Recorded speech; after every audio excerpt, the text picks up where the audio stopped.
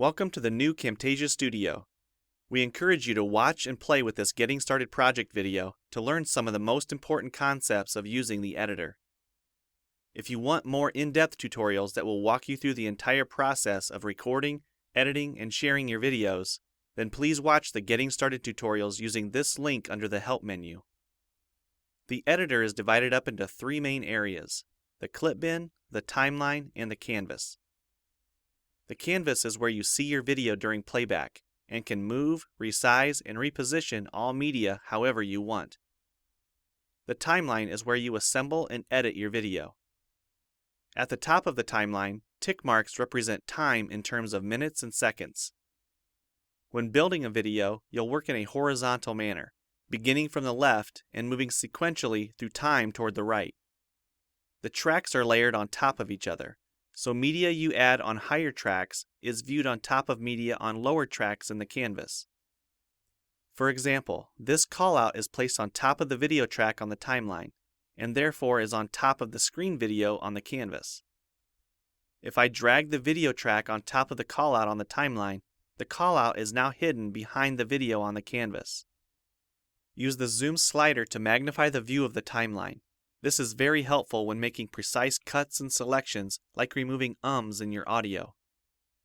New media can be dragged and dropped on an existing track, or a new track is automatically created when media is dropped at this location at the top of the timeline. To change the position of a clip on the timeline, just drag it. To change the duration of a clip, drag the edges in either direction. An important part of the timeline is the playhead. To view your video, click play. Notice how the video and the timeline's playhead stay in sync. Click anywhere along the timeline and the playhead moves to that point.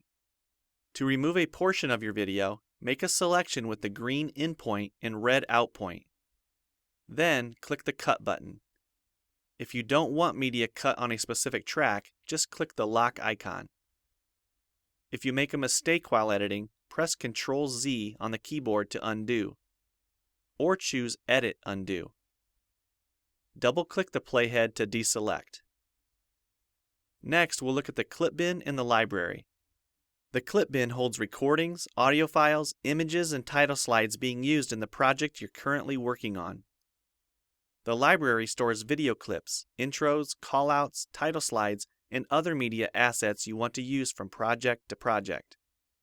It is pre-populated with professional content you can use in your videos. You can download more media from our website by clicking this link. You'll find a lot more music, callouts, and animated titles to use in your projects, and it's all free. Once you find something you like this callout for example, just drag it to a track on the timeline and resize and reposition it as needed. Double-click the callout on the canvas to open the Callouts tab and edit the text, or change any of the text properties like color or size. You can find a number of other callouts to use in your projects by expanding the Shapes menu.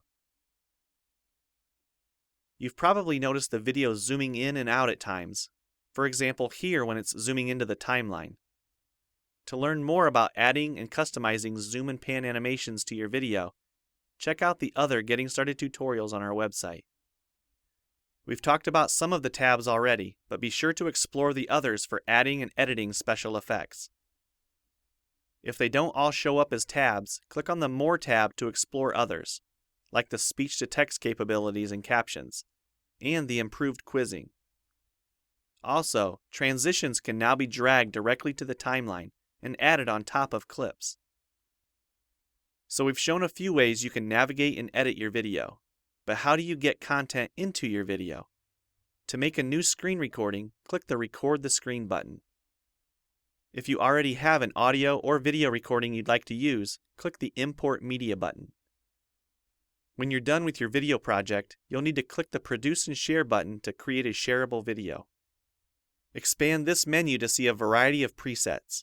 We have a new video player that plays back your MP4 video and includes other interactive features like table of contents, closed captions, quizzes, and even hotspots.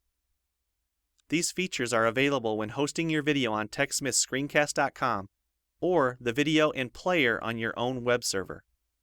This player provides playback on multiple devices with just one video, whether it's a phone, tablet, laptop, or desktop computer.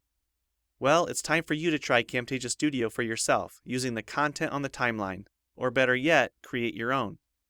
We have lots of free tutorials on our website, and I recommend you begin with the Getting Started series. Also, the help file inside Camtasia Studio tells you how to use each of the Camtasia Studio features and applications. One last thing, if you ever want to open this Getting Started project again to view or practice with, use this link here. Thanks for watching, and we hope you enjoy Camtasia Studio.